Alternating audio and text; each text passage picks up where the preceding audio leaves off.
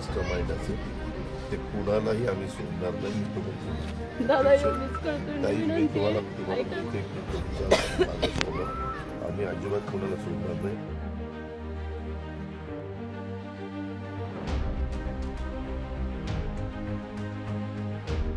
सरकारच्या वतीनं व्यक्ती समाजा वतीनं आपल्या गावचे सरपंच संतोष देशमुख यांच्या जी निगरून अशा प्रकारची हत्या झालेली आहे, माणुसकीला काळीमा फासणारी अशा प्रकारची घटना तुमच्या माझ्या राज्यामध्ये, तुमच्या माझ्या जिल्ह्यामध्ये, तुमच्या माझ्या ह्या गावामध्ये झालेली आहे.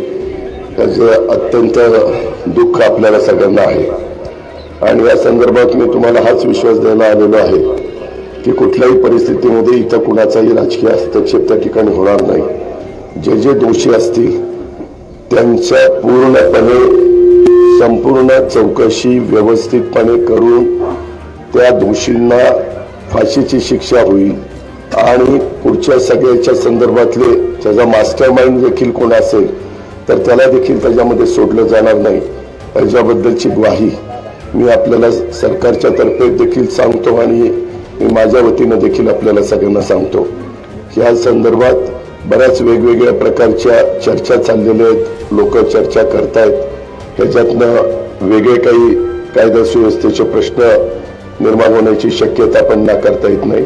परंतु या सगळ्यावर फार बारकाईनं लक्ष राज्याचे मुख्यमंत्री आणि सरकारचं सगळ्यांचं आमचं आहे.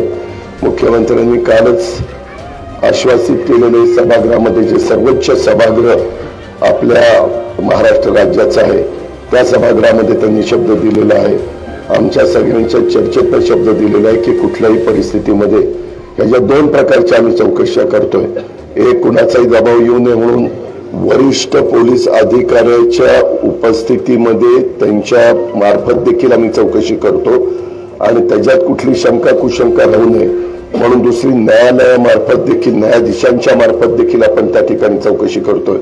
अशा पद्धतीनं चौकशी होत असताना कुठेही त्याच्यामध्ये त्रुटी राहणार नाही याबद्दलची खबरदारी ही राज्य सरकारच्याकडनं निश्चितपणे गावकऱ्यांना त्या ठिकाणी घेतली जाईल हे मी आपल्याला सगळ्यांना आश्वासित करू इच्छितो.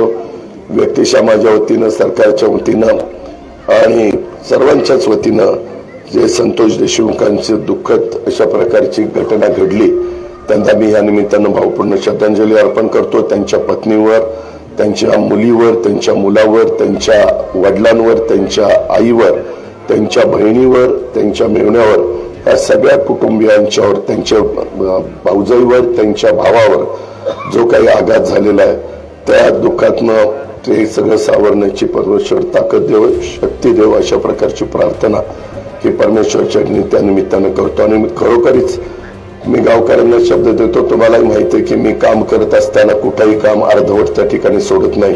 त्याच्यामध्ये पूर्णपणे संपूर्ण तपास होईपर्यंत व्यक्तिशः मी देखील त्या ठिकाणी लक्ष देईन आणि अजिबात कुणालाही ह्याच्यात सोडलं जाणार नाही याबद्दलचा विश्वास, खात्री मी माझ्या गावकऱ्यांना आणि माझ्या सगळ्या सहकाऱ्यांना या निमित्तानं देतो.